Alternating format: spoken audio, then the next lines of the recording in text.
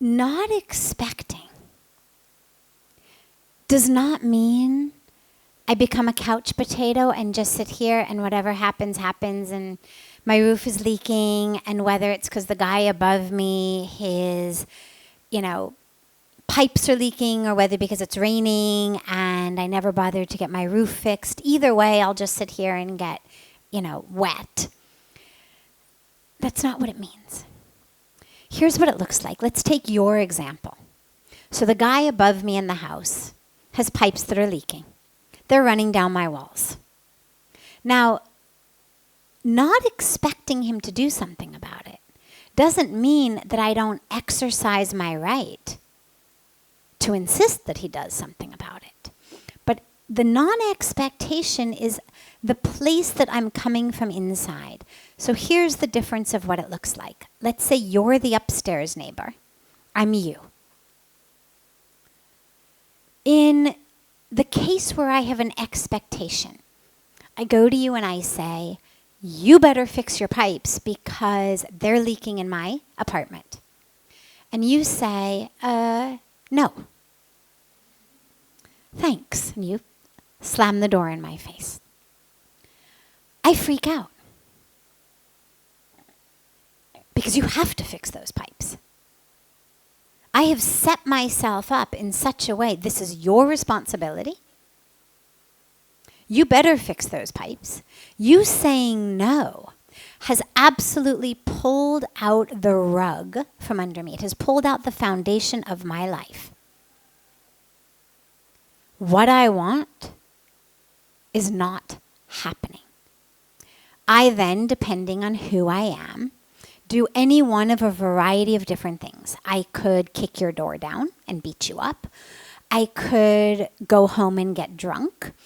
I could go home and commit suicide. I'm giving you the whole spectrum of the ways that people respond when the world is not behaving the way that we would like it to. I could just become really, really angry. I could not kick your door in, not get drunk, but be so angry that halfway down the stairs I have a fatal heart attack. Okay? All of these are very real possibilities. A more light possibility is don't kick your door down, don't get drunk, don't have the heart attack, but nonetheless, it's festering inside of me. A couple weeks from now, I develop this pain in my stomach. I go to the doctor. He says, yeah, it looks like you've got an ulcer starting. Are you under some kind of stress? Or I go for my checkup and my blood pressure is higher. Or suddenly now, my wife and I, my kids and I, my colleagues and I aren't getting along. I've become really cranky, very, very short-tempered. I've lost my patience. And they say, what's going on? You okay? Yeah, I'm fine. Just get out of my way. So you see, it's this guy, his pipes, but my expectation that has created this havoc in my life. Now, neither committing suicide, nor getting drunk, nor kicking down his door, nor having a heart attack on the staircase, nor fighting with my loved ones is going to make him change his mind. I could take him to court. I could force the court to get this guy to change his pipes. And I could spend, depending on what country you live in India, it could be the rest of your life. Maybe in other countries, it could be a little bit sooner than that, to get this guy to do his pipes. And maybe at the end of the day they would, because it is his responsibility. But on an emotional level, what I've lost is a lot. as you can see from all these examples. Now here's option 2, what we're talking about. I'm still you. You're still the upstairs guy. I still go up there and I say, your pipe is leaking. And that's your responsibility to fix it. I'm just as strong. I'm just as aware of my rights. You say, no. And you slam the door in my face.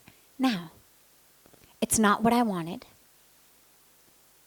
It's not my first choice. I don't say, oh, thanks, that was so great. That's what I was hoping you would say. I don't send you flowers. But because I wasn't attached to you doing it, because I never really expected you to do it, I knew it was right, you were supposed to do it, but because I'm not moving through the world with this attachment to the idea that everybody is going to do what they're supposed to do, I'm able now to deal with the situation with a calm mind. Maybe I do take him to court, but I do it without getting an ulcer. I do it without ruining the relationship with my family. I do it without needing, a 6-pack of beer every time I sit down to look at the case. Maybe I simply talk to the landlord. Maybe when I look at the situation, I call in a plumber. The plumber says to me, you know what, that's going to cost you 30 euros. All right, now that 30 euros really should come from that guy's pocket. That is not my responsibility. On the other hand, it's not that much money. And if I've got it, the question is my piece worth 30 euros? Even if it's not my responsibility. Yes, in the absolute perfect supreme justice system, that 30 euros should have come out of that guy's pocket. But we don't live in an ideal world. We live in a real world.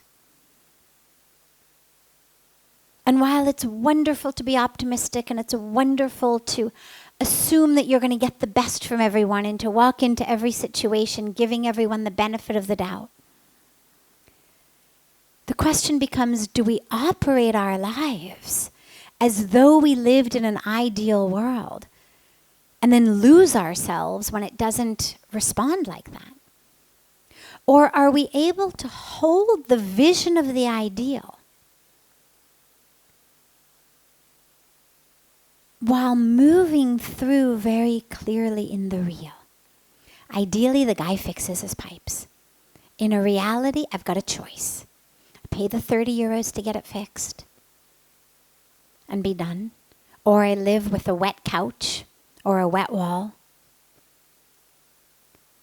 Or I suffer while I wait for the court to decide my decision, my case.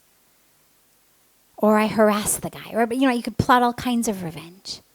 The question is, what's most important to you? And there's no right answer. I'm not going to sit up here and tell you what's most important to you. But to me, peace is most important. And since my attachment to how this guy behaves is coming in between me and peace, I can't change him.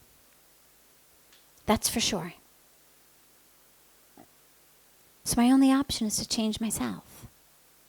And of course, it's going to vary situation to situation. 30 euros might be doable, but 300 euros might not. Then you've got to look at a different option. But in every situation, the question becomes not that I don't assert myself, not that I don't, assume that people are going to respond in the best way. Not that I let the world walk all over me, not that I get taken advantage of, but simply that I am moving through the world with a vision of the real, rather than assuming that everything is ideal. We have to be realistic. Again, while holding out the vision of the ideal, let's move toward that absolutely. But if this upstairs guy doesn't want to go along on your journey toward the ideal, okay. Well, at least I can take myself there. Just because he's not getting on the boat to ideal, beautiful world doesn't mean that I can't. Doesn't mean I have to ruin the next 5 or 50 years of my life embroiled in a court case over a leaky pipe. Or, doing all kinds of other horrendous things. So this is, when we talk about no expectation, this is really what we mean is, sure, hold on to the concept of ideal. Absolutely, why not? Optimists are healthier, happier people than pessimists. This is true by science. Be an optimist. But when it doesn't pan out like you had expected, have the mental flexibility to reshuffle. Okay, so this is not how I thought it was going to go. All right. What's our second option? And for me, it's almost always to choose peace. I'd much rather choose peace than a war with this guy. And so I have to let go of my attachment to how he behaves. And this is true whether it's your upstairs neighbor, whether it's your people who live in your own house.